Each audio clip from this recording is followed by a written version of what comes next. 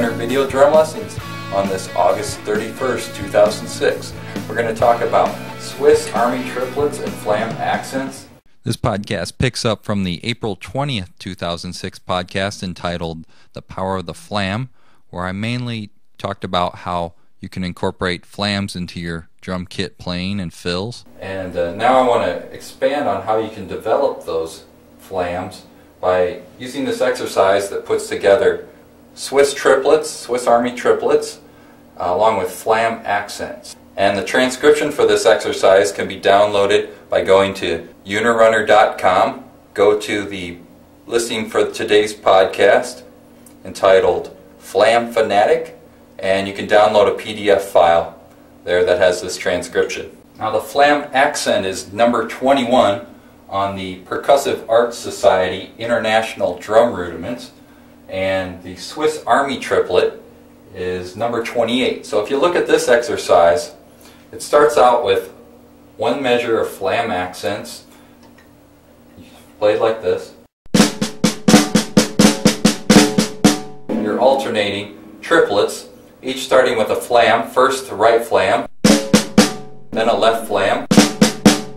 So it's triplet, triplet, triplet, triplet. Now if you look at the second measure, we've got Swiss Army triplets. Each one begins with a right flam. And then the last triplet on the 4 count goes back to a flam accent. So you're ready to hit the third measure with a left-handed flam. So I'll play that.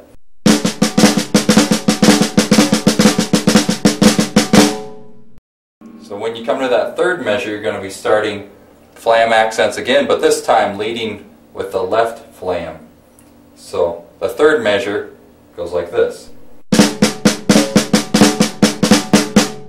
And then that sets you up for the fourth measure, which starts with a left flam and 3 Swiss Army triplets. All 3 of those Swiss Army triplets start with the left flam.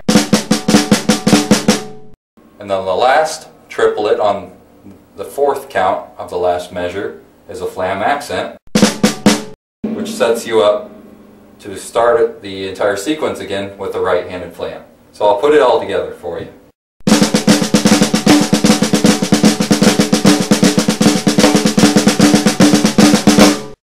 So I guarantee if you work on that exercise for a while, just over and over, all of a sudden you're going to hear flams being played in your playing. You're just going to naturally start to incorporate them once the mechanics and the feel of those flams interwoven into those rhythms start to work themselves into your playing. It starts to be a real natural kind of reaction.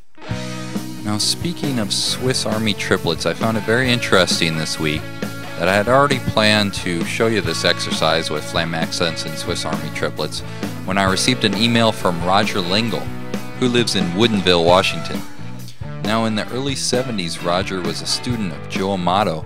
Joe Amato was a former percussionist for the Oregon Symphony back in the 1920s, which was then called the Portland Symphony. Roger says that once Joe told him a story of how the original list of 13 essential drum rudiments was created. Joe was to add the 14th, and it would have been the Swiss Army triplets.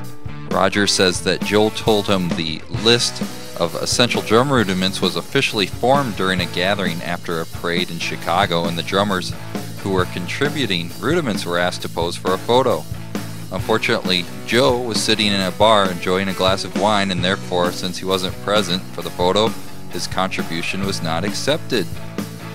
Now, Joe Amato lived and taught in a small coastal town in Oregon called Astoria, which is also where Roger Lingle was born and raised. So Roger, thanks a lot for sharing this piece of drum history with us, and all the best to you and your work in Woodinville at Microsoft.